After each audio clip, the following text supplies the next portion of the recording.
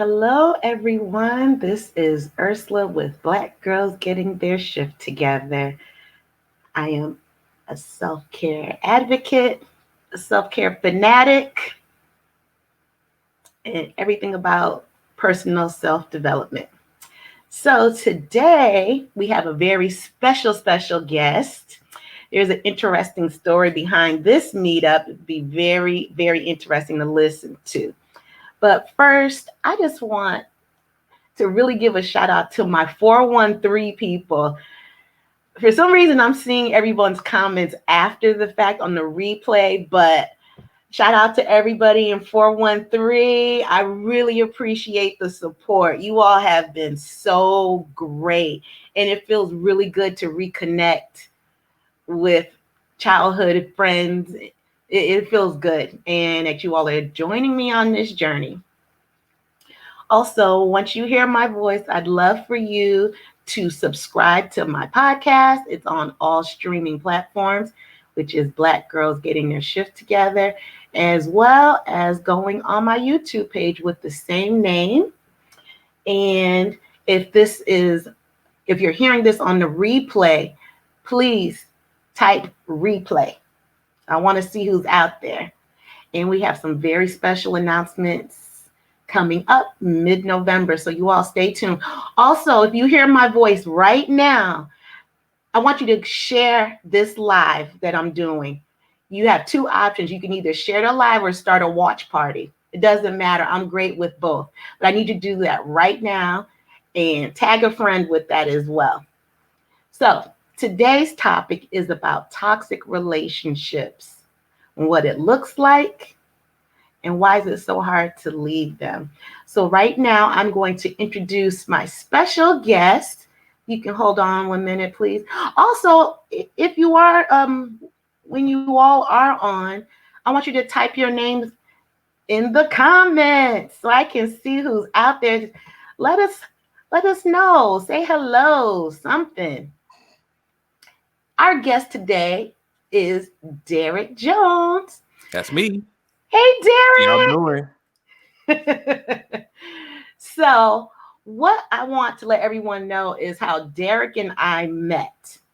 We met through another podcast, which was Celeste the Therapist. Oh, and also tune in next Monday at 8 p.m. I'll give you all the details. I am going to be Celeste the Therapist guest.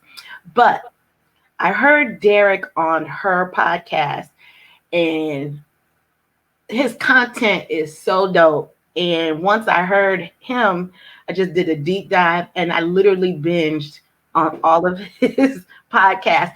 And I really did. I did. And I hope a couple of friends who I sent your podcast to, I hope they come on. But that's where we are. So with that, I reached out to Derrick on Instagram like, hey, that was a great show. I don't even remember what it was. And that's how the connection was. So with that being said, hello, Derrick. Hello. I'm glad to be here. This is amazing because, like you said, Celeste show brought you to my show, and then you became a regular listener on my show, and now I'm on your show.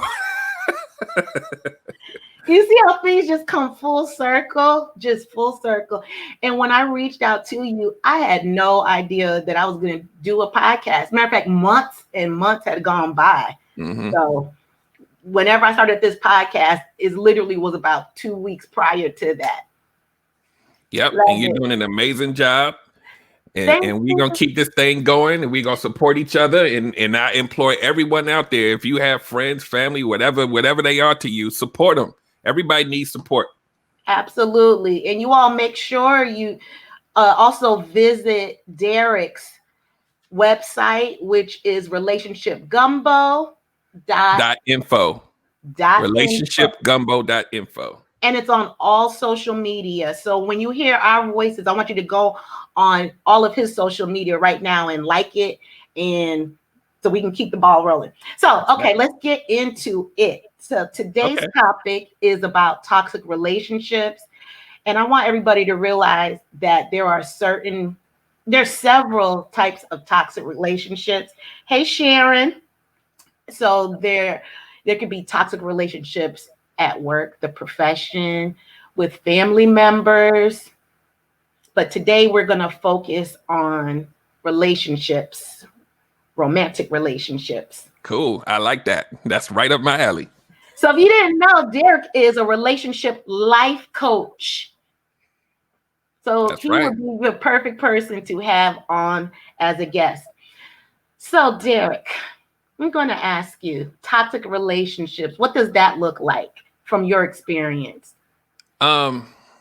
If we're just talking about romantic relationships, a lot of times we look at toxicity as something that someone else is doing to us. And sometimes, a lot of the times, it's the choices we make. And sometimes it's the thing we do to other people. But a lot of times we think this is toxic because everybody wants to be the hero of their own story, right? Mm-hmm. And so we always harp on, why is this person? And granted, there are some relationships where the other person is 99.9% of it, but we also have to look at our choices. And then we also have to look at, if it is a toxic situation, why do we continue to keep choosing and making the same choice over and over and over again? Once you do that, it's not as much about them as it is you. Mm. So to me, it's kind of like you also have to look inside. And that's where, loving yourself and all that stuff, you have to put you first, because the toxic stuff doesn't just, and this is what I tell everybody all the time, whenever you're dealing with negative stuff, it doesn't just affect you, it affects your environment. And a lot of times in those environments, you have kids and other family members, and they absorb all of that stuff. So I'm gonna stop there. I don't want to, because I could do this all night, folks. Yes, you can. And that's why I asked you to be on this show. So speaking of kids, what is your opinion about, and right now we're going to talk about men and women. Mm-hmm. We're going to keep it hetero tonight, just for the sake of tonight. Mm-hmm. So what about a woman who wants to stay in a toxic relationship, or she feels like she has no option to because she has kids? So this is something that I also talk about a lot. We always think that staying in a relationship, because it looks more like a nuclear family, that it's what the kid needs. But what the kid needs more than a nuclear family is they need a happy version of you.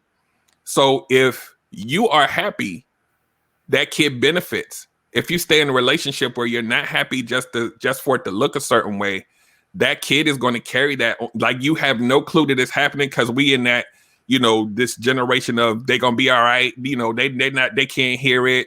And if you yelling in your house, they hear it. Like, if you dealing with all of that, they can see it they know when you happy and when you're not. They just may not say it. They're absorbing all of that stuff. So staying just so that it looks away, because that's all it is, looking away. Has nothing to do with the substance, has nothing to do with how it feels. It just looks pretty. Well, really it doesn't, because it's toxic, right? So you're living in a fantasy world. Everybody would love to have, the mom and the dad and the two kids and the picket fence and the dog, but life doesn't work that way. And in any relationship, whether it's toxic or not, you have to choose yourself in your own happiness. And if that means leaving, then you're going to have to set yourself on a path to do that. If you're going to do it for the kids, leave for the kids. Don't stay in a toxic environment for the kids, because that's not for them. That's for you. Right. You're putting that on them.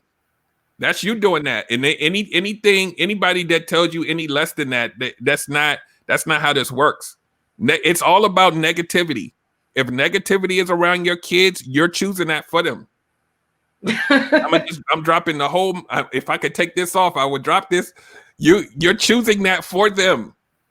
You think that you're choosing something positive for them, and you already know it's positive because you feel like crap every day. Right, exactly. And kids can tell. They can tell if they always can tell. Yeah, their mom is broken. That energy is real. What I tell people too, you may not see it in your kid when they're 5. You may see it when they're 15. but those chickens come home to roost most of the time. You're going to see something and you're going to be like, oh, yep, I know exactly when that happened. They remember all of that stuff, whether even if it's like this is what we don't realize, even if it's subconsciously, it's, we always talk about, oh, this man is picking somebody that's just like his mom. But what if your mom is in a dysfunctional relationship? So now his choices become that. Billy. It's a cycle. I call it the cycle of terror. You're going to keep gifting that. And if he doesn't correct himself, it's going to keep going. And you could stop it by choosing to love you. That's it. Self-validation is going to be a recurring theme on tonight's episode, as well as all of my episodes, because no matter what kind of situations people are in, it starts right here, no matter what. And what is it about that individual that they feel like they must stay in a toxic relationship? Yeah. What is it that once you get over the honeymoon phase and you see these red blankets, well, they're little red flags, but they turn into blankets. And then what is it where you choose to turn your back to it? That comes from here. What I've learned, or I'm not going to necessarily say learn, but how I learned to talk about what that really looks like, because I'm an engineer by trade, so my mind works a little bit like I'm a life coach and an engineer. So I like to go under the hood. Under the hood, this is what it looks like, because when people have this conversation about toxic relationships and why do you stay, and I don't understand why they staying, and maybe they feel like they in love and maybe that's why they staying. It goes a little deeper than that. When you have humans who grow up in environments that may be good, may be bad, everything in between, we inherently search to be connected to something. Because we're all pack animals. And yeah, and so it's not love, it's attachment. I need y'all to catch that. You're looking to be attached way before you fall in love. So when you attach to someone and you're hooked in that way, love or not, when it comes time to leave, that attachment, because you could literally not like the person, know that they treating you like crap, but you built an attachment, whether it's, I'm staying because, I quit my job and now he's the only one bringing in the money, or I had some childhood issues and I'm looking for a daddy. I'm looking for something to attach to. And when you make that attachment, it's hard to break because it goes deeper than just you loving them. It's something that you inherently craved. And a lot of times that craving is dysfunctional before you even get to the toxic relationship. Absolutely. I need y'all to really catch that one. I'm going to say it again. A lot of times your trauma and your dysfunction was already there before you chose the person that would eventually be the toxic partner. And then when it comes, you're like, oh my God, I'm miserable. But you've already connected because of all of the other junk you had going on before that. Right. So instead of love, it's a trauma bond. Bingo. And we convince ourselves that we're good. I'm good. I got a good job. I got my car. My kids are good. Everything's cool. Until you take all of that and push it down and you put your emotions out there and you end up in a relationship that's based on something that you've been pushing down the whole time. That relationship brings out good and it brings out bad, depending on what you're attaching yourself to. Exactly. So what comes to my mind, if a woman was a fatherless daughter, she attracts someone like that wanting to be loved. And same thing with the man, a fatherless son. Men, I would even say this, and I know the men will probably beat me up on it. A lot of times, our connections, like you'll see when, like, battered women, you'll see domestic violence, you'll see women that stay when you think they shouldn't stay. But the psyche of a man and how we move out here, it's even way more dysfunctional than that. Like, what makes you say that? Because you think about it like this. And I know, and I'm gonna preface this with, there's women that do it too, but we see this a lot in men and how we move in society. And I'm not talking about like the perfect, there's nothing wrong with the guy, like the one that doesn't have any blemishes. We're not talking about him. We talking about the average guy that's just out here moving and bobbing and weaving and doing what they think they should be doing. You got to think about it like this. A lot of women are looking for long-term relationships. They're looking for love. They're looking for stability and all that kind of stuff. You got men out here that just don't give a damn. And they just moving out here hurting people and doing whatever. You know what kind of brain you have to go around crushing people's lives and keep doing it over and over and over again. And you being the person that originates that. Ooh. That is even more, and I hate to say it, but that's even more psychotic than somebody choosing to be in a bad relationship. You really out here being, emotional serial killer. Yes, I just coined that phrase tonight. You going out here doing all of that because you feeding your male ego, because you want to make yourself feel better. And what I always tell people is, they're like, "Oh, he's a player and he's a worse." Being a player and a predator is broken behavior. Something happened for you to have nothing. You don't care about crushing someone to the point where they can't pick themselves back up. It's like a tornado literally going through. It's funny. In my hometown, there was a tornado. I don't know, maybe 10, 12 years. I hadn't been home in a while. Went to my hometown. Tornado. You could just see the path that it made and the destruction. And that's how these predators can be. Yeah. And here's the thing, right? And I talked about this on another show, but I'm going to spin it a different way. Imagine that tornado path and you see all the destruction, right? Mm-hmm. The next predator that comes behind me, they're looking for all the broken pieces to pick up because it's easy. They don't have to chase it. What do you mean by picking up? They're looking for. So if I create 30 broken women, you 30 broken women are a perfect meal for another predator because you already broken. You're already broken. So the path for me to get to you is very easy because you still picking yourself up. And go ahead, I'm sorry. Go ahead. So if a predator or a player's whole playbook is for you to mute down your logic and push the emotions to the top so this is where they live. If you're leading with your emotions, that it's game time. Literally game time, because you're not thinking. You just want to have somebody there, or you want somebody to say you pretty. That's the playbook. It feels good, but your logical brain is all the way down here. That's why people are like, I don't understand why people keep playing me. It's because you're leading with all the stuff that they look for. They're looking for you to say, oh, my last 10 boyfriends, they hurt me. Okay, cool. You just told me that in the first 3 minutes. Cool. So now I know that you're already one of those pieces. So now I'm thinking, if I don't want to work hard, it's going to be you. It's going to be you.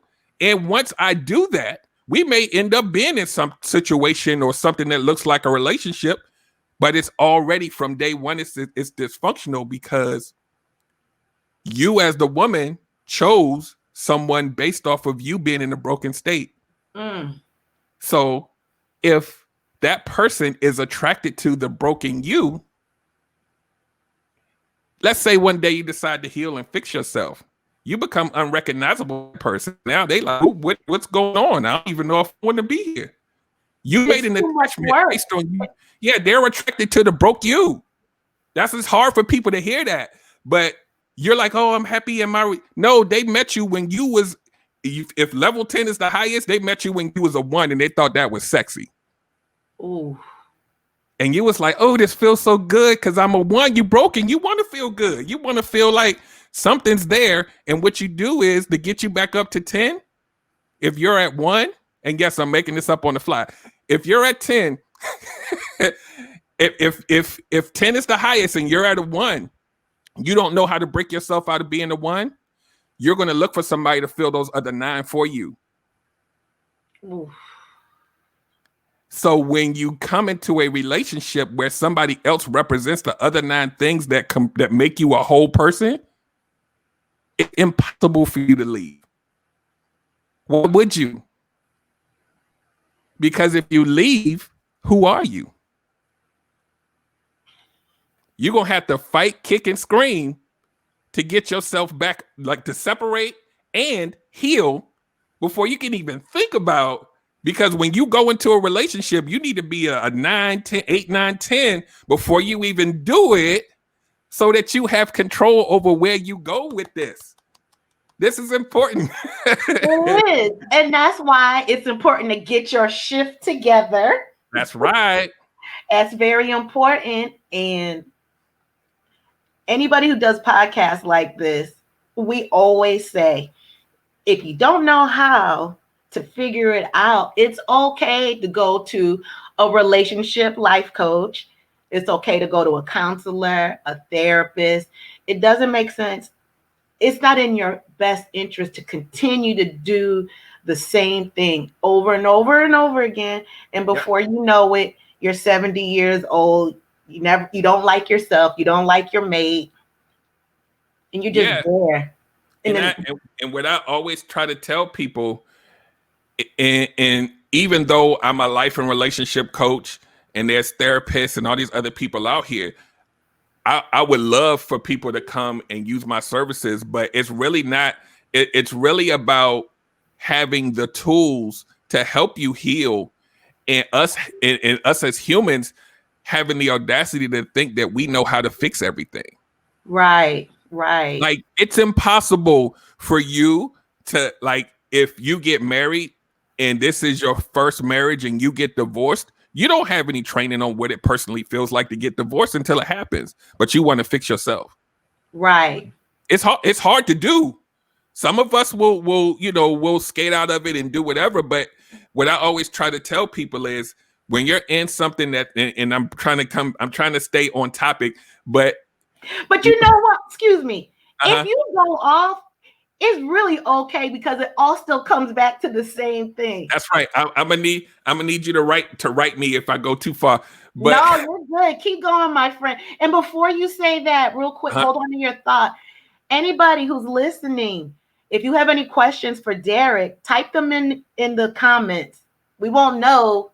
Bring it on. Don't be scared. You can watch, but we love, she and I both love engagement and for you guys to ask questions. Because this is not just us up here. This is for you too.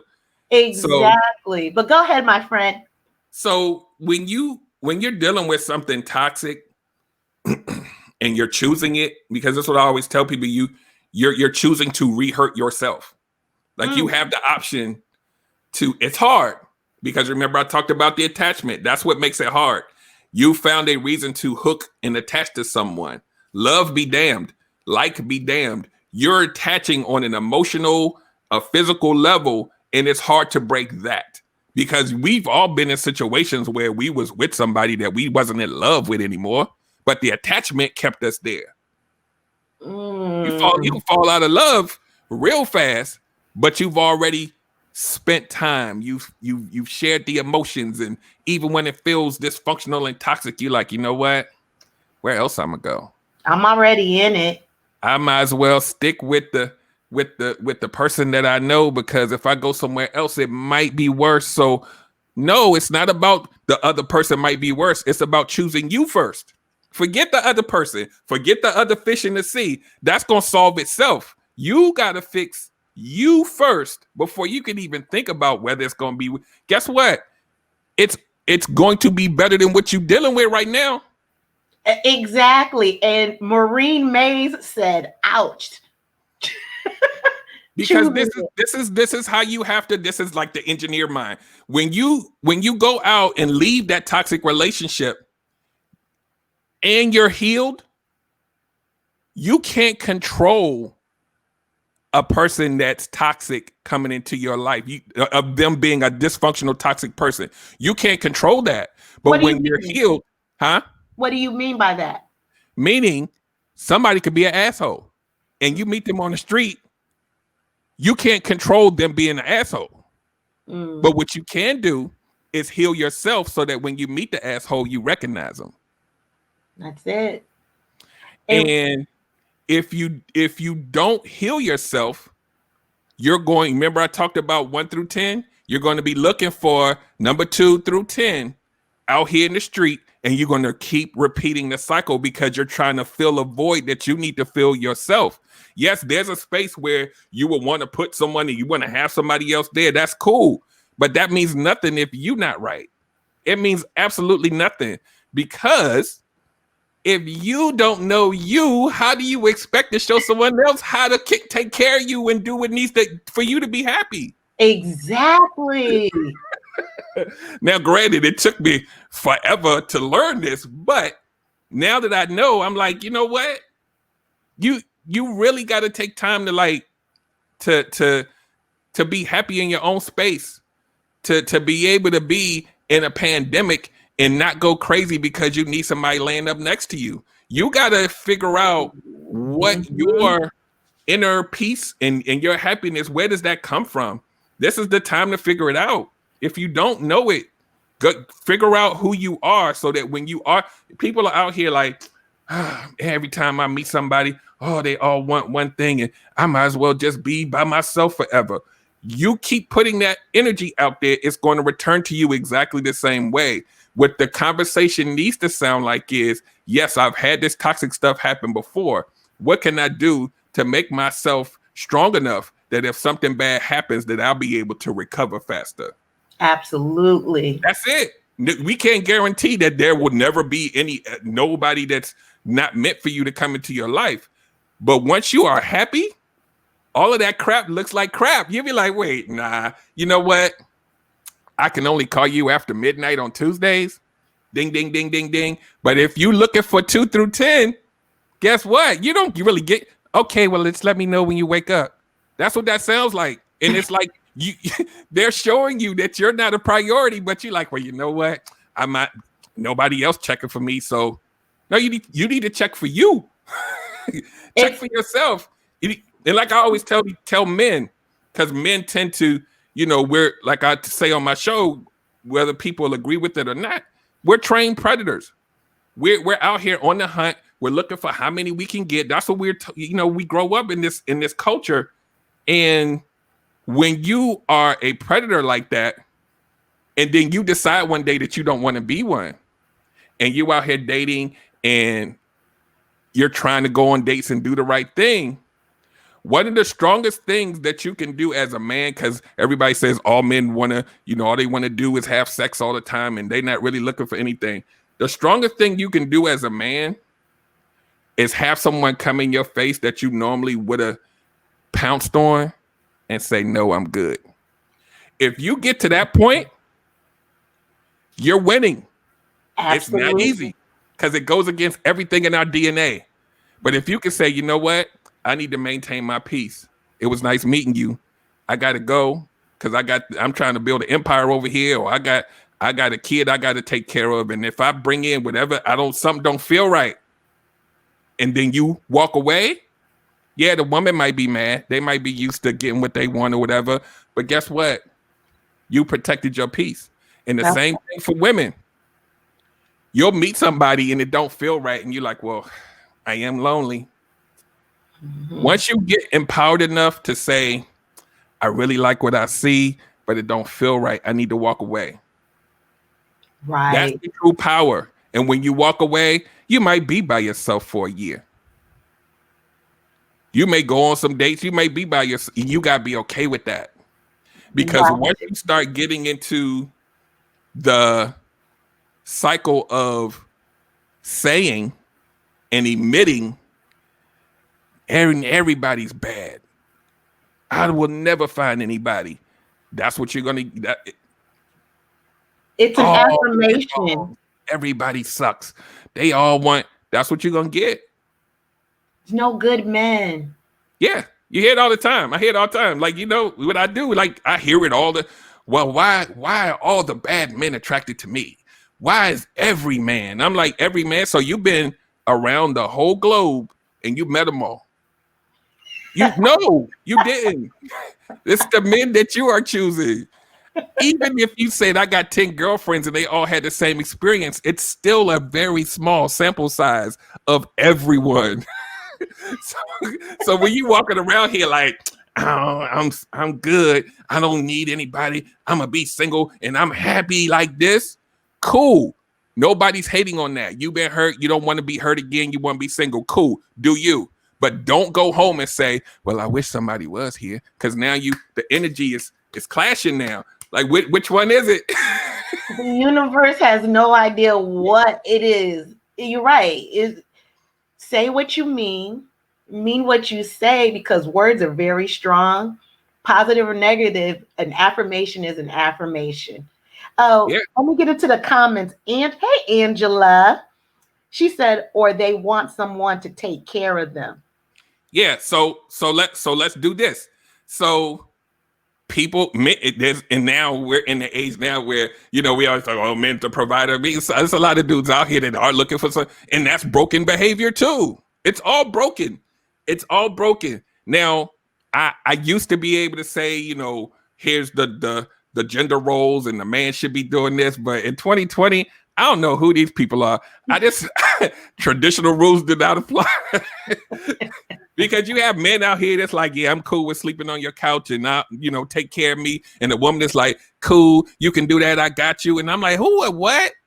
But if you like it, I love it. I can't pass judgment on what works for you. But it's a lot of people out here that's just, I'm pausing because it's like, I come from a certain generation, so it's hard for me to fathom it. But you have men and you have women out here that's living like this emotionless, frivolous, situationship-ish, just flying by the seat of my pants. No direction. You have dudes out here that's like, yeah, you want to go on a date, but I need to see how much your side costs so we can split it down the middle. And this date number, whatever. And I'm just like, so y'all not paying for dates no more? And they like, nah, for what? If she don't have no skin in the game either, then what am I? And I'm like, what? So so when you talk about toxic relationships, what is your goal going in? Because if you're going in playing around, because this is what happens, I talk about this on my show, when people end up in these accidental relationships. Situationships? Yeah, like when you time served, right? Time served. You've been situationshipping for a year, 2 years, so you're something, and you get into this. So by definition, and I know this is hard to say, but by definition, in 2 years, your relationship should be growing. But situationships normally look like this, because it's based on a certain few things that y'all like, and it just. So 2 years later, somebody might say, well, what are we doing? Oh, so what are we? What are we? And then the other person may say, well, I don't want to lose them. So yeah, okay, I'm cool. Let's do the relationship thing. You haven't vetted that person because y'all been doing this for 2 years. So now when you finally get into the point, yeah, you know each other in certain situations that you allow each other to be in. But a relationship, this is new territory. You jump in and you're like, well, we've been seeing each other for 2 years, so might as well just, see what happens. Right. And then it crashes and burns. And you're like, I don't know what happens, because you never had a conversation past what bar we gonna meet at or who house we gonna go to. I've been guilty as charged. I did it back in the day, and I was just like, guilty. We never took the time out to have those conversations that we should have had 6 months in, 3 months in. It's a year later, and now it's like, oh, that's what you doing that? Okay, well that's on my list of deal breakers. Damn it, what do I do now? Yeah, it's like, damn it, and now we have a 2-year-old. Yeah. So when you want to talk about dysfunction and toxic, if this is a path that you've been on all your life, it's never too late to choose you. Number one. And I see there's a question. I'm not reading it, but I saw another question pop up. I'm gonna read it too. But hold go on ahead. 1 second. So if this is your path, and I'm gonna say this, you're making those choices. That's it. Can you do this for me? I'm dropping like 3-4 mics. You are making those choices. If you say I was in a marriage for 10 years and it would hurt me and it crushed, it was toxic, no problem. If you're in 10 long-term relationships back to back and they all look exactly the same, that's a you problem. Wow. Speaking of long-term relationships, Angela has a question for you.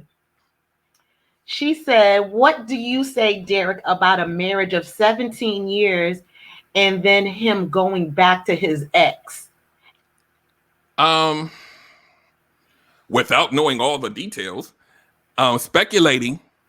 And they do have kids. That I do know. Just to know. So it's not about the kids. Let's put the kids to the side. This is I would call it man logic, but it's people logic, right? So typically what happens when a man and a woman is in a marriage for that long, there's a very high possibility, because it happens to most of us, that there's been many breakdowns in communication. And when the communication breaks, and I talk about this on my show, I see that. When I pause like that, it's not because I don't have the information. I'm choosing the words so that they come out a certain way so that you can digest it. And I'm gonna talk about men, because men aren't always the best communicators. How we really feel is tucked down here, and we'll go through the motions of trying to make it look a certain way because we're married. And maybe it's been dysfunctional throughout this. I don't know whether it was, like I said, there's variables that I can't account for. But what happens when someone, where you're like, why did they leave for that person and why didn't they stay? You don't realize the breaks, the many breaks that was happening over time, because that person was so good at not sharing that with you. So normally when that person leaves for that person, and you're like, what the hell? Why did they leave for a person? They look like crap, or that's this ex, and why would they? Normally when men leave in a situation like that, is the other person doesn't have all those little breaks that he has tucked under there. So when he leaves, he's going somewhere that feels like he doesn't have to deal with that. Get it? So the things that in his mind he feels like are the most egregious things, like you can have, let's go, I'm gonna break it all the way down. Let's say I have 10 things that really upset me, right? And I'm looking at, can you read her comment for me? I'm gonna add on, since it's part of the same story. So Angela also added on there. So Derrick, how does a man go back to a woman that has kept his child for him for 17 years? So here it is, right? We're barking down the wrong tree, okay? In its essence, yes, it's all like mental, right? Let's say that there's 10 things that are egregious to me and I just hate, right? And one of those 10 things might be my ex keeping my kid away from me for 17 years and I hate it, right? Mm-hmm. There's still 9 other things that I don't like. 6 or 7 of those things I attribute to you. You just may not know about them. It may be an argument that hurt my feelings and you never knew. It may be a tone that you had with me one day and I just kept it and I just kept it and I just kept it. But I got to make sure that everything looks good. But then isn't that go back on the husband for him? No, listen. I didn't say it was her fault. I'm saying he's attributing it to her in his head. Get it? So I may not outwardly say you hurt my feelings because I'm a man. I'm not going to do that. Right. And I'm not saying it's her fault. She may not know because the communication is broken. Mm-hmm. If I attribute 6 things to you And one thing to her, what's the safest place for me to go? For me to feel like I'm not dealing with whatever, right? That I'm just talking surface because I don't know. There may be it's 17 years worth of stuff. Who knows? But I'm just saying, typically, we attribute certain things to you that you may not know because we don't know how to share how we feel, or we may not want to share how we feel because we don't feel like it's a safe place to share, right? Mm-hmm. When we keep all of that down, I gotta own that, but you'll never know. So you sitting there thinking everything cool, and then one day he's like, you know what? I'm going back to my ex, and you like, huh? Her? We're playing statistics here. If 17 years, I got stains with you, and I've been compacting them in, and they just been sitting there. The ex looking real good right now, up here. Keep the kid from me for 17 years or not. He's weighing it in his head, and he's saying, whatever this other stuff is that you, the woman, don't know about, it's really pissing me off. I'm gonna stay out a extra couple hours because when I go home, I don't even know what's. Mm-hmm. And it's all up here, right? And I'm not saying woman is innocent, man is bad. I'm saying depending on how it works, it could be either one of y'all, and maybe y'all take turns, but. Right. At the end of the day, a man is going to look for where he feels like he has the most peace of mind and where, unfortunately, he has the most control over that peace of mind. Mm-hmm. So if I feel like it's not a safe space for me to check you and say, you know what? Yeah, I was wrong, but that when you cursed me out and called me a punk, that just rocked my soul. Now you're saying, but you did the wrong thing. He's a man. So if you emasculate me, in my mind, that's way more important than what I did. Right. And so now I'm stacking that on you. You don't even know it. 10 years later, you got about 3,000 of them. So now when I say I'm about to go to that woman that I said that was the ugliest, most unattractive person, he's going to the one where he feels like he don't have to work at hard at fixing it. I hope that Angela, I want you to tune in. Let me know what your opinion is on that. But while she is posting, can I speak to her last comment real quick? To me, it's childlike needs. Oh yeah. So please do. So you are correct, but it is more common than you would probably think because we as men are trained to not share it. We're trained to not share it. We're trained to keep it down. And we are also trained to go seek out things to make us feel better and not fix the thing because it requires us to go to an emotional place that we're used to hiding.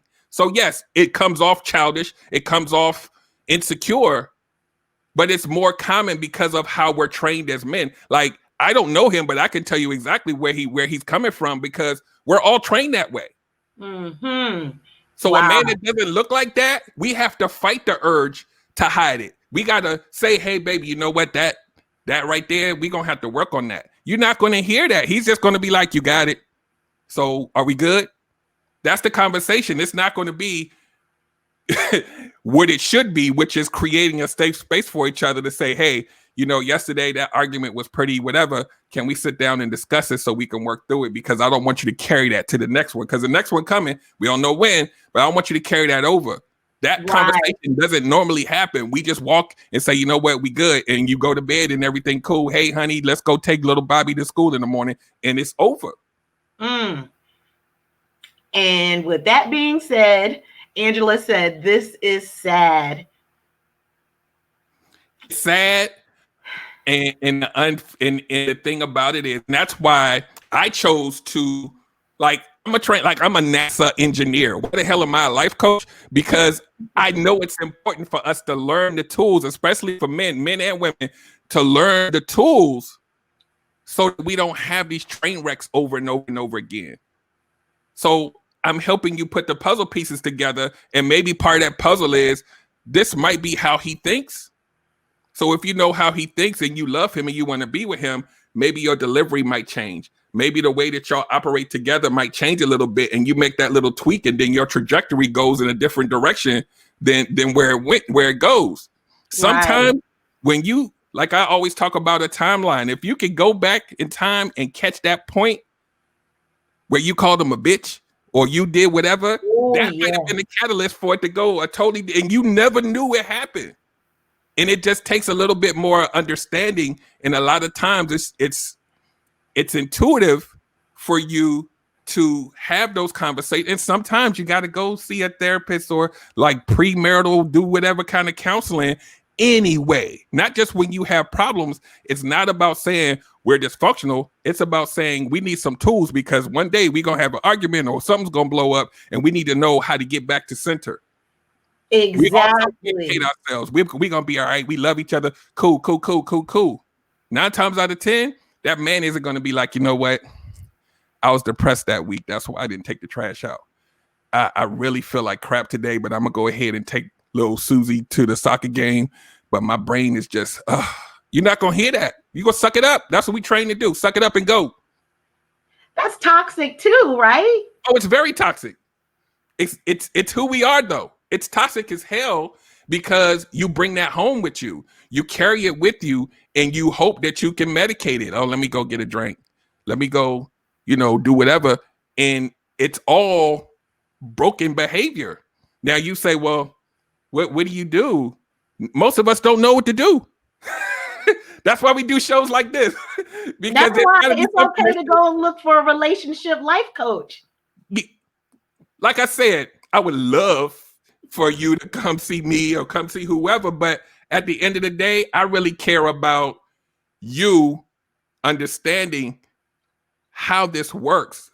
A lot of times the fix is not hard, but if you go so long without even thinking that it's possible to course correct it, then it's going to be a lifetime worth of pain and trauma. And now you got to go. And if you decide one day, well, I think I'm ready to go back on the dating.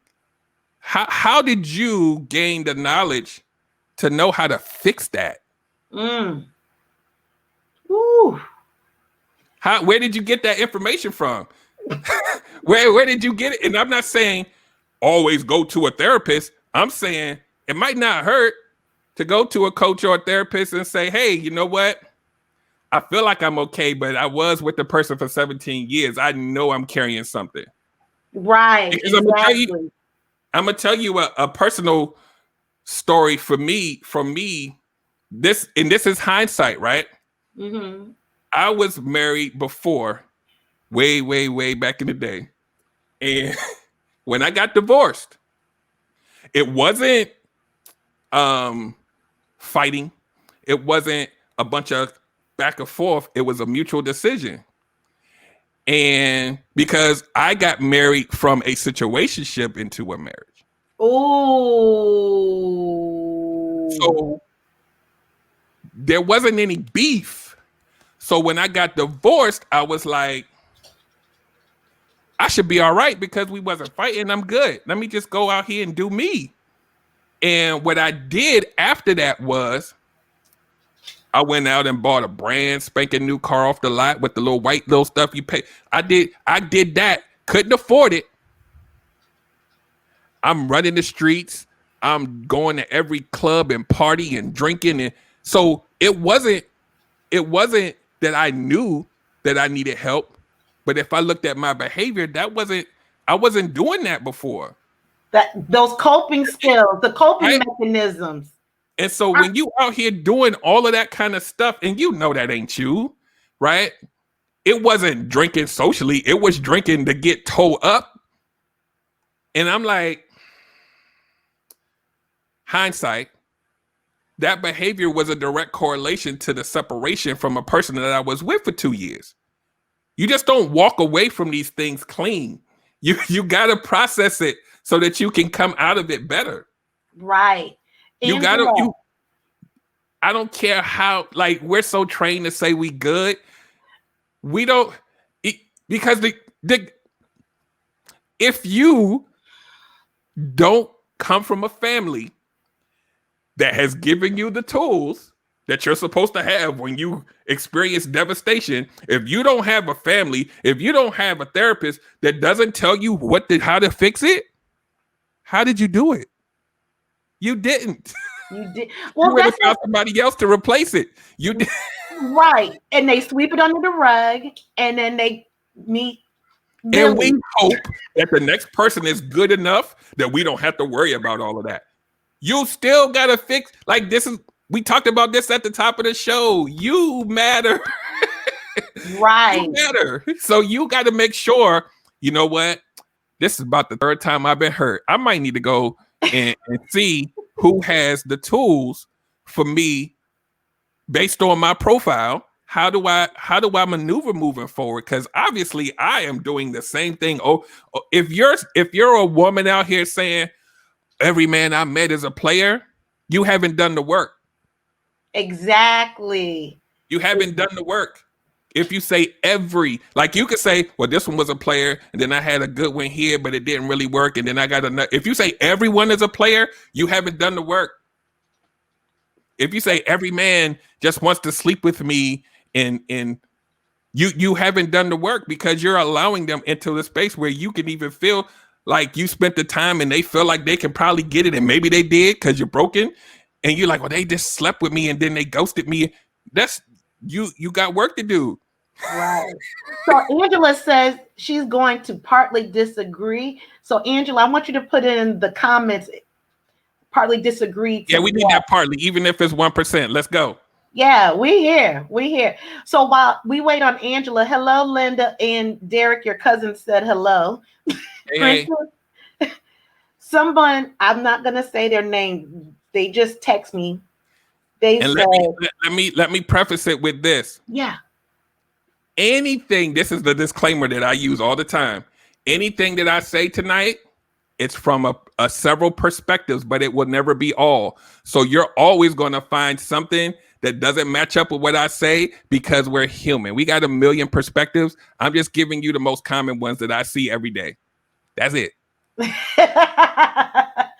Hey, and we're still going to wait on your answer to that, Angela.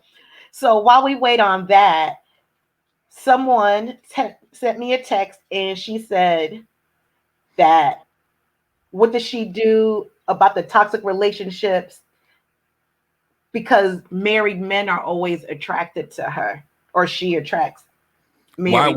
Why worry about that? The only reason that would matter is if you're entertaining them. Seriously. And you could say, well, I didn't know until they told me.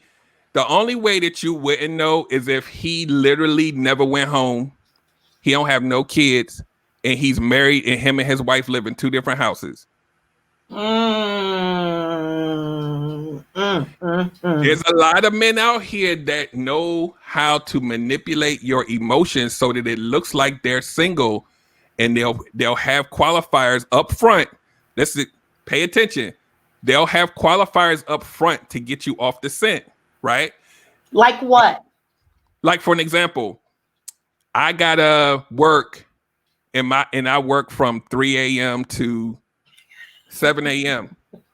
So between those times, you can't reach me. But I'll stay in the hotel with you from 5. But then at 3 o'clock, you can stay in the room, but I got to go to work. But you'll never have the work number, and you'll never know the address to the job. Like, you got to think logically. Some don't make sense. So if you work at 3 a.m., why can't get you during the day? So Angela said it's hard to find a counselor who could have the same understanding of your experience to guide you through your marriage issue. Angela, if you're looking for one, have you really gone 100% looking for one? I mean, counselors are out there, but if one doesn't fit for you, I mean, it's just like trying on new shoes. You have to pick one that they look good, but you want to make sure if it doesn't fit good, you return the shoes, right? But you don't stop wearing shoes and walking barefoot. You just got to keep pressing on.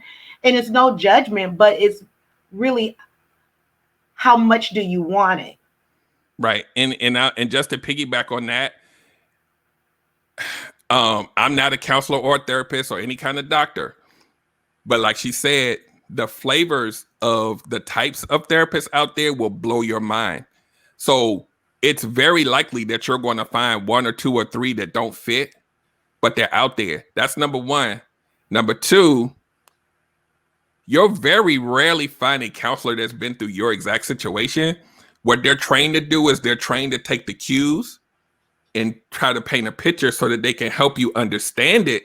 But they may not be, if you've been married for 17 years, you may not have a counselor that's been married for 10 years or 15 years, but they've seen people over and over again that have similar situations, and they can say, okay, this is how this fits, and this is how you need to start looking at it so that you can go in a different direction.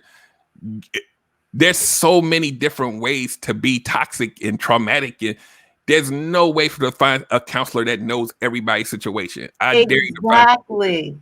Exactly. Do it enough to fight for yourself, Angela, if that's what you want. Angela, let me tell you this story. So a long time ago, I went to a therapist, right? She was okay. During our session, I'm halfway pouring out whatever the issue topic was. And this is what the therapist did. She fell asleep. She had fallen asleep during the session. So I kept going, but then I stopped. But the important thing is that I picked it up again because I knew that there was something here that I wanted to fix. So I was steadfast. And once again, the therapists, counselors are just like shoes. You just got to find for what works for you. But I did not let that first therapist, that whole situation deter me with her falling asleep literally in my face. If I did not continue to go and do some inner self work, keep finding a counselor that works for me, I wouldn't be here right now having this conversation with you and Derrick. And also too, to piggyback on that too, and I'm like I said, I'm not any of those things, so I can't tell you the exact specific details or whatever, but this is what I do know. And this isn't necessarily directed to you, Angela. This is directed to anybody who's listening, right? Because you may already know this. The therapist, counselor, whatever they are, even a coach, right? A lot of times people look at healing as a solution to a problem. Ooh. It's not going to fix or solve the problem. Their job is to give you ways to cope with the things that already exist. They can't erase it. So now if you say, well, they don't understand my situation, so they can't help me heal. They can't make it go away, but they can tell you, based on what you told me, you need to do these exercises to get you to a point that when you feel like this, you have something to go back to so that you don't feel like that constantly or whatever it is. Sometimes people need to get medicated because there's chemicals in your body that do certain things. You got to regulate that. They are trained. And like we said, you may not, it's just for an example, a very crude example, and then we can move on because I know we've been here for a while. It's okay, but yeah. It's people out here, Black people, and they'll go see a white therapist and they'll say, well, they don't identify with me. Go find a Black one. You can't say therapy doesn't work. You gotta go. You have to be just as driven to go find the right therapist as you are to heal. That's right. And the last sentence that she put on one of her comments was that they could not tell me anything to help me heal. You have to heal within yourself, Angela. And like Derrick said, it's the coping skill, because you cannot erase the 17 years of marriage. You just cannot. But you can add to how you're going to go forward in it.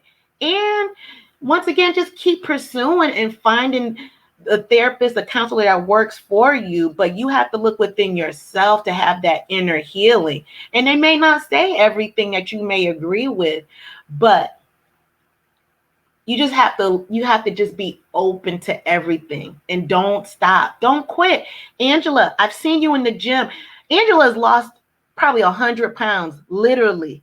So Angela, that same determination that you put into that remarkable weight loss, put that into your self-healing, sis. The other side of the rainbow looks so much better. And I'm going to tell you now, I'm coming from a place. Therapy is ugly. It's hard. It's sad. It's dark. It's gloomy. But when you go through it, but guess what? So aren't these toxic relationships. But when you go through it and come out on the other end, oh my God, I promise you, you're going to have such a sense of self-joy, your self-validation. You're not going to need any of that because it comes from within, right? And I need like 1 or 2 minutes because I gotta say take 3. I might go 3, but that's what I got because to a certain extent, even though we're saying what we're saying, I get where she's coming from because 17 years isn't a little bit of time. That's a lot. So when you have stuff built up for that long and someone says, go see a therapist and they'll help you heal. You could be like 17 years though. Like how you going to help 17 years? I can't even see how I don't even see the end of the rainbow on the healing on that because 17 years is a long time and now after the 17 years, I got to move on and try to pretend like that's a lot of my life. I get it.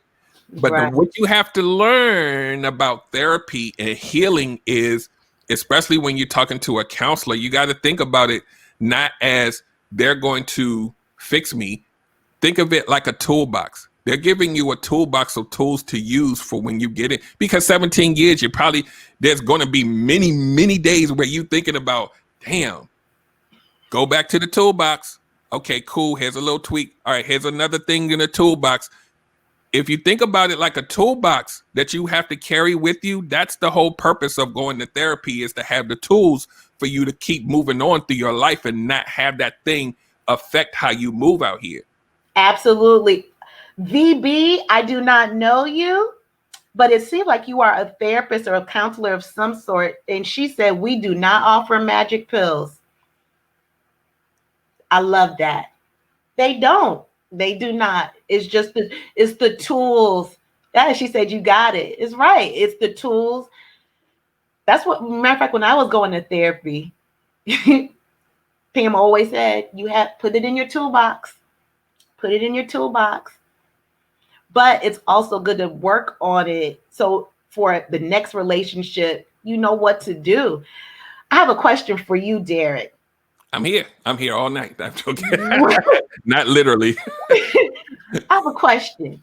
So what about a person who says that, is it toxic if my mate and I do not argue at all? Like we get along. Okay, so I've seen this happen a lot, right?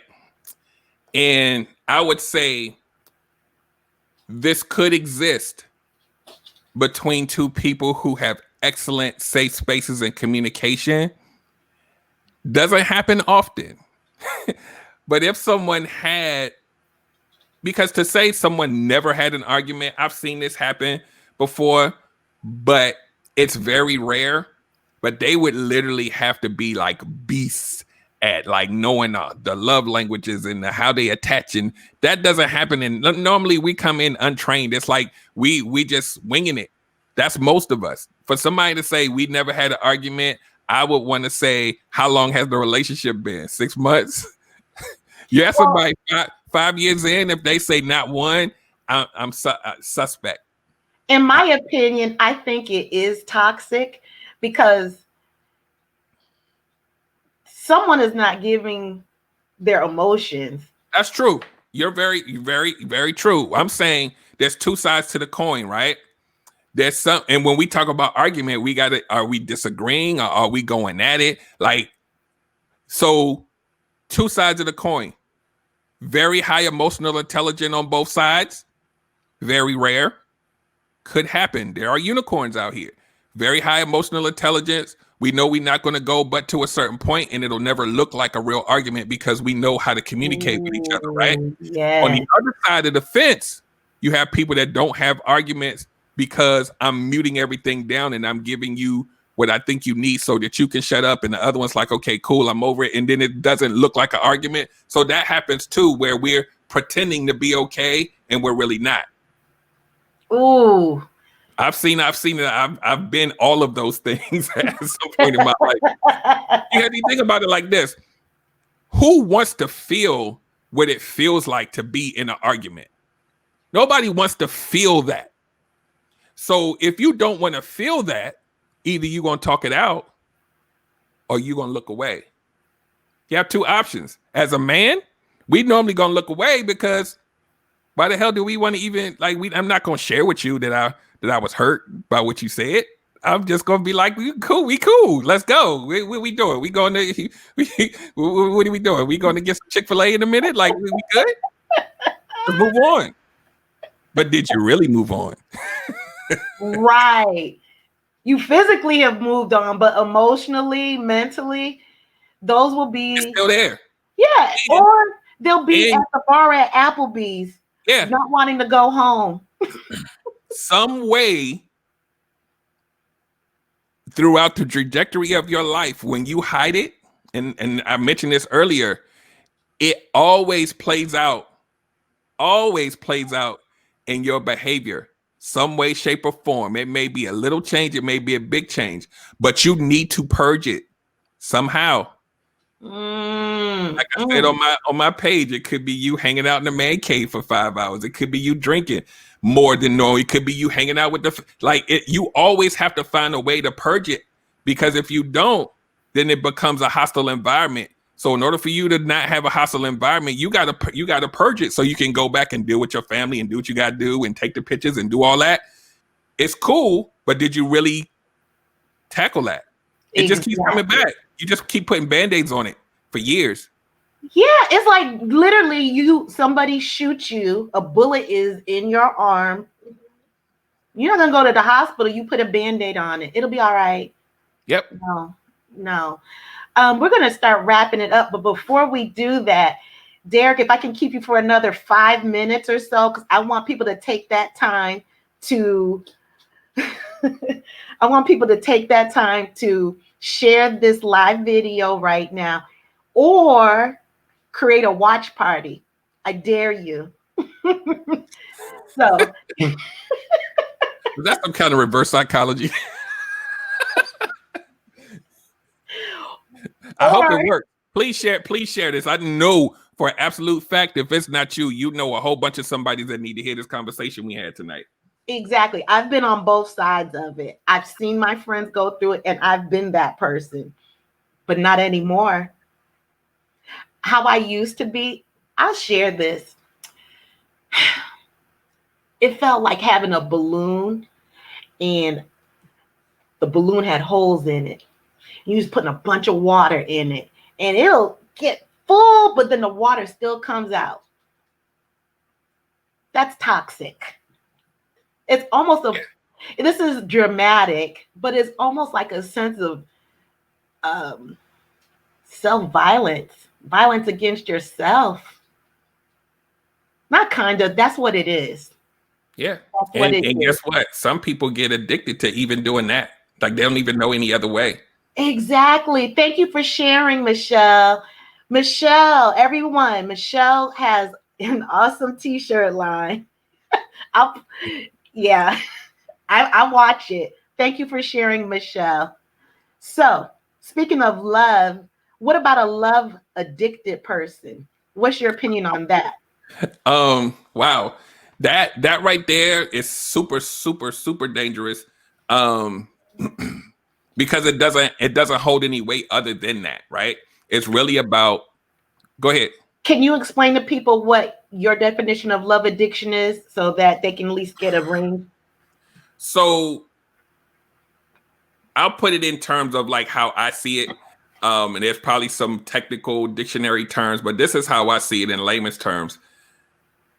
A lot of us, and it's a couple of different ways that you look at it. Mm-hmm. A lot of times people have kind of like an addiction to like that high of being in love, like dopamine, like they need for it to feel like that. Right. And sometimes you'll find people who go on a bunch of dates and then they disappear after a while because they like the thrill of the feeling of that first portion of the honeymoonish kind of stage and the kissing and all of the initial stuff. And then they're like, but I'm not ready for the rest. So why? And then they go find somebody else and do that first part with, or in this case, when you're talking about love, that euphoric feeling, right, comes from a place, right? It could be something that you dealt with before and you just want to attach to everything, or you just really like that feeling. The problem is all the other senses are in the trash. Like you're not thinking about consequences. You're not thinking about whether this is the right path for me to go on. You just want to feel like you're in. Yeah. Is that really love? Is it really love? Right? Like you're chasing a feeling, but are you really falling in love, or are you really just falling in, I feel good today? Yeah. And I'm attached to this person, so they're here and I see them every weekend, every day. So it feels like this is how, but you never really got to the meat of why you're there. And that's what I talked about earlier about growth. That's it. If all you're chasing is a feeling, because guilty, it feel good. Who house we going to? Yours? Mine? Okay, next weekend, who house is going to be? We chase it. Feel good to have somebody that you know is there. I think I'm in love. Who gonna say it first? But where's all the other? Where's all the meat? Because that meat is what you have to come back to when things go left. There's no foundation. Exactly. Yeah. VB said that it's often rooted in abandonment issues. Absolutely. Woo! Absolutely. Yes. You'll find these people who need for you to go nowhere. I need to make sure that I need that I can't let you go. And those type of people, it's dangerous because if you ever left, it becomes this thing. Like I had somebody tell me years ago that they love me more than they love themselves. Wow. And it was like, if you ever leave, I would be destroyed. And I'm like, as a man, how did that make you feel? It's scary. Because let's say I wanted to leave. Were you scared to leave? Yes. Because you think about it like this. These are the type of people that do things to themselves. Ooh. Right? So now you're thinking, I'm not feeling it, but if I leave, so let me stay a little bit longer to make sure that they're okay. But it's dangerous when you're like VB said, when you're attached to, I mentioned this earlier in the show, when you attach and you get your hooks in someone like that, as we know statistically, a lot of these relationships ain't working. So if it has to break, it's the same example I gave you. If the 10 is you being whole and you give that other person 9,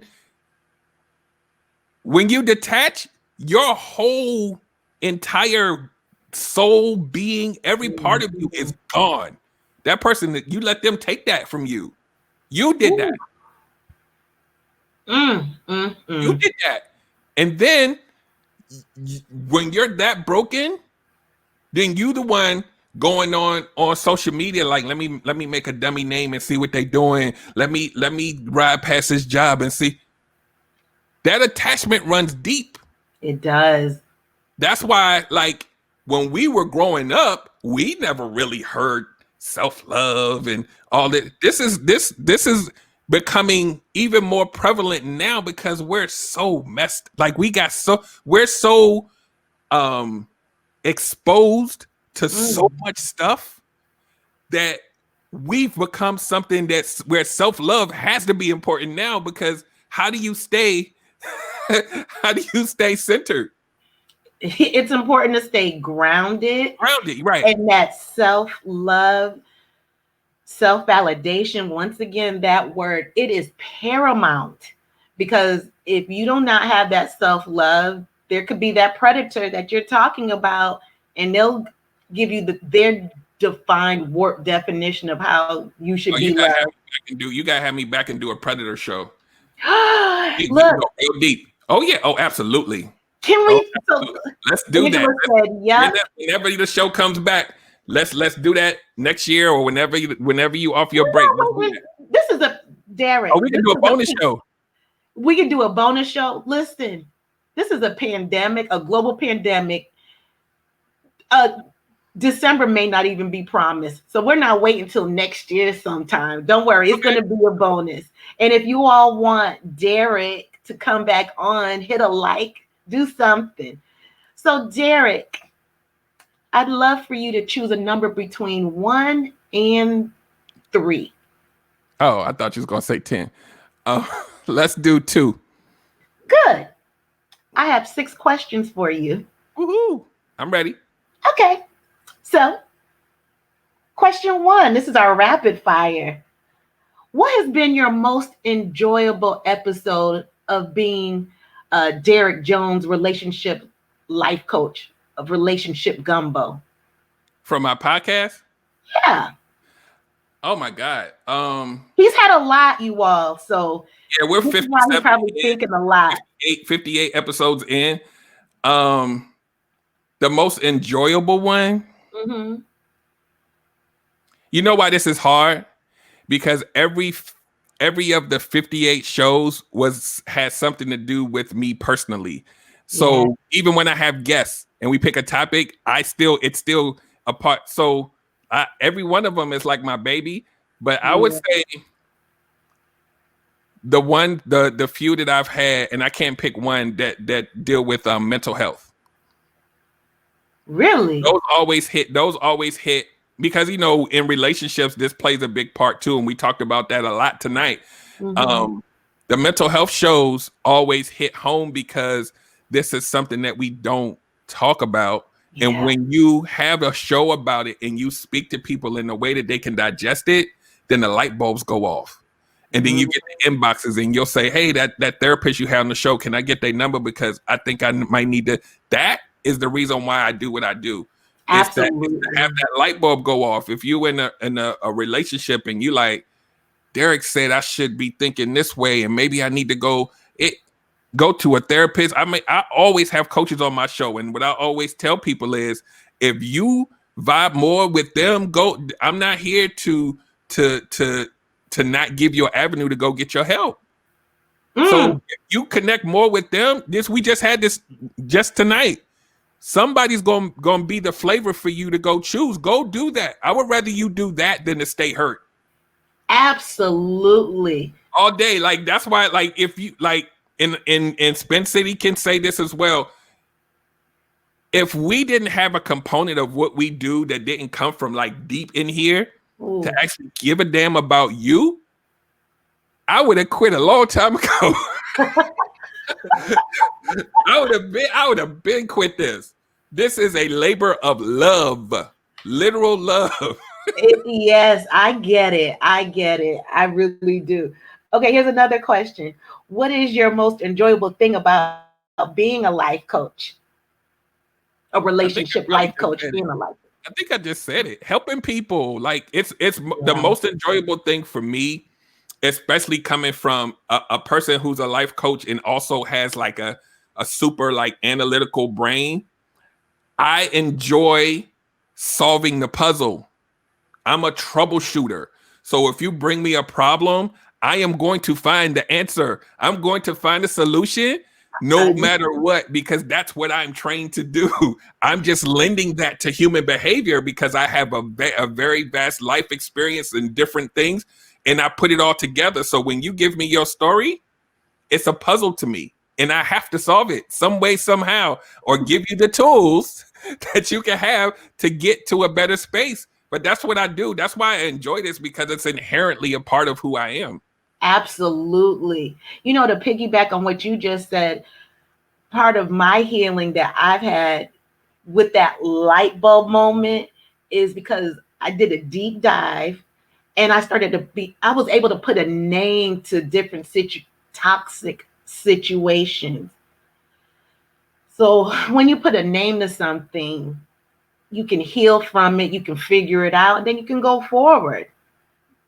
It's easier said than done, but you got to take that first step if you want to. Right. Okay. All right, keep them coming. Let's go. I'm Here ready. we go. What are your top 3 old school hip hop rappers? Oh, Everyone, he's a hip hop head. Look, and I'm from up north. I'm ready. I'm trying to go on this. Let's get it. Big Daddy Kane. Ooh. I have to say LL. Okay. And old school. Like golden age hip hop. This is hard. Yeah. But Big Daddy Kane, LL, I would have to say, dang, this is hard.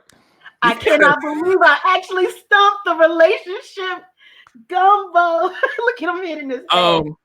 Hold on. Okay, so I would have to say, because you talking about like at least a decade worth of like magic.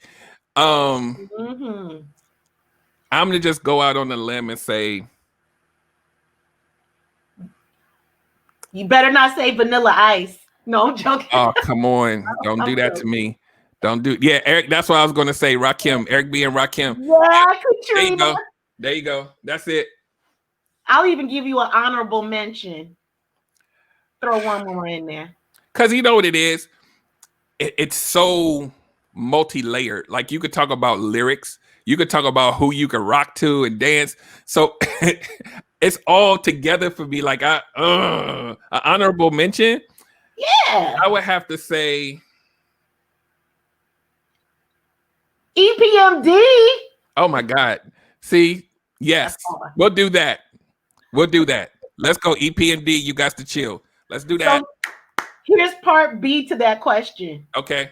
Drop a bar from it. Any of those. I blew that brother back. Okay. And I accept the challenge. LL Cool J, I'm bad. No rapper can rap quite like I can and take a muscle-bound man and put his face in the sand. All right, I'm going to leave that alone. I love it. That's what I'm talking about. That brother's on board. Here's the last question. Who's more emotional, men or women, from your experience? Now? Looking at it from now? Both. Now. Okay. Both. We can fight about who is or isn't, but you have to take it in context. It's both because it looks different on each side, but it's the same. We still hurt. We still cry. We still have emotions. You just may not see it. So when you say, because I just had a show about this, and it literally, we like, as a society will say, well, the man, he not showing his emotions, so that automatically means he don't feel it. Oh, we feel it. We feel it. We feel hurt. We feel rejection. We feel pain. We feel, sorrow, remorse. We feel all the same emotions. They just don't look the same. I will challenge any male or female to say otherwise, that men just don't have them or they have. No, we do. You know what? This is a good segue. I'm going to throw this invite out to you before we wrap it up. Mm-hmm. So when you come back, I want you to bring Billy. Okay, cool. We can do Billy. That's a perfect one for the Predator show. Exactly.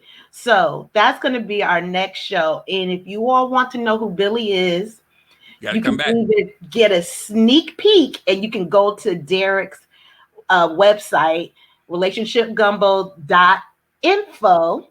Right. I believe if you go look at the audio, it's episode 55, I believe. 50.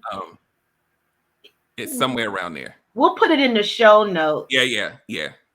So that'll give you a little peek into who Billy is. So Derrick is going to have our special guest will be Billy. Yes. That I can do. Did we do all the 6 questions? We did. Really? Okay. 3, 4. It didn't feel like 6. Cause you were just rolling with the mad salute to giving us some bars, for real. You were I eat, breathe, and sleep hip hop. But lately though, I haven't really been absorbing it like probably how you do. I try to keep my tempo a little more mellow, so it's more old school R&B for me, because I like to be here with it. So all the 90s, 80s, even 70s, I'm rocking to the love songs. I'm rocking to I'm just here because I need for my brain, because it's like this, I need for something to be like, yeah, that's my meditation. Well, exactly. Meditation comes in many forms. That's a good one. I'm glad you said that. I'm very glad. So Derrick, before we wrap up, I'm definitely going to let you know we're going to have more rapid fire questions next time you come back with That's Billy. right, bring more. So, is there any upcoming events or any merch you want to let everyone know about? Let us know. Fill us in. So as the analyst that I am, I think about you and how you consume my content. RelationshipGumbo.info is the hub. So I'm not going to say, here's my Instagram, here's my YouTube. It's all there. It's all there. I have merch. I have t-shirts, hoodies, all that kind of stuff that kind of go blend in with the show. It's all positive, pun intended, right? And it'll, depending on what your mood is, you can find a shirt that fits your mood and you'll be proud to wear it. Like this right here. This is a simple saying, right? We say positive vibes all the time. But there's something about just wearing it and just kind of being proud about it that just does something. So I have merch. I have, the video. The easiest way to get the video is through YouTube. That's all on the same page.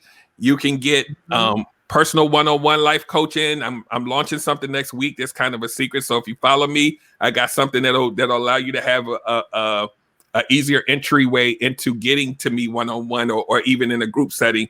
So I'm working on that right now. So you got the video, you got the audio podcast. If you got an Alexa device, say Alexa play Relationship Gumbo Podcast, and that thing come up, boom, it'll play on your Fire Stick. I'm everywhere, right? That's the analyst. I gotta make sure I catch you wherever your eyes are. iHeartRadio, Apple, all of that. I'm all Pandora. Anywhere you listen, I'm there. I love it. So yeah, the brand grows. I'm adding and taking away things to fit how you guys feed into me and what you need, and then I'll give it to you in a way that you can digest it. That's what I'm all about. I want to make sure that you guys are good. I love it.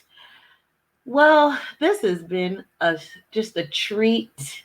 I knew it was going to be an awesome show because I've done so much deep dives on your podcast. And as you know, probably following me, that I can be very petty with my Facebook friends. Yes, you can. So I'm going to let everyone know right now. I don't have my glasses, so I can't do it. I'm going to comb through this episode, and anyone who has commented or liked or loved, if I do not see that you have not liked Relationship Gumbo or Black Girl Getting Their Shift Together, I'll do it. I will call you out on Facebook. You may even get a scratch out. People who know me know what that scratch out means. Just, y'all don't make me do it. Just go on and subscribe to his pages and mine and the podcast. He's everywhere. All of that. All of that. Any parting words, my friend? Parting words. As a human being, just be kind to each other. I know it's easier said than done. We're meant to connect with each other in some way, even if it's not a relationship, and just kind of build those connections. Like we're on social media, but we really the art of networking and just meeting people, I think is getting kind of lost. Yeah. As a relationship coach, hang in there. There's always a way to get to a point of healing, whether you end up in a relationship or not, and don't assume that you know how to fix it, because most of us don't. And so sometimes you may need to listen to Black Girls Getting Their Shift Together or Relationship Gumbo just to hear that thing that, it's like going to church and you go to church that one Sunday and it's like, and he was talking to me. She just said that what I needed to hear. That's what this is for. It's to kind of spark you into doing better and thinking better. So as long as you lead your life with that, that's a life lesson. Just always strive to be better. Yes. Even when you're hurt, even when you're in a 17-year relationship and it's toxic, there's always a way to get to a better, more peaceful version of yourself. You just have to know that exists. That's what I do. Like, this is who I am. Like, my wife will tell you, if there's something wrong, let's say the TV is flickering, I will be up till 5 a.m. messing with a TV that I don't know how to fix to make sure that I solve it. Like, I don't give up. And I'm telling you, you may not be that obsessive with it, but don't give up. Never give up. There's more than one way to get to where you need to get. That's the words I live by. You never assume that if you go one way and it doesn't work, that's it. It's always multiple ways. So that's right. I love that. Everyone who can hear my voice know that you are great. Not good, but you're great. So be the positive ripple effect in this world. You can either be a toxic negative one, but be that positive one, like that positive word on Derrick's chest. Be a positive ripple effect. I think we'll end on that note. That's perfect. You all, thank you for tuning in. This was very informative. It was fun. I mean, we could go on forever and ever, but I have to walk this. And we will, because there's going to be a part 2. Hey, yep, we're going to meet Billy. So you all, once again, make sure you share, like, comment, subscribe to our podcast. And V said, love it. Oh, Ursula, keep up the great work. Gonna call you soon. Thank you, babe. I appreciate that. I really do. Derrick, salute to you, sir. You just... Thank you for having me. This was fun. Thank you for saying yes, and we will talk soon. Good night, everyone.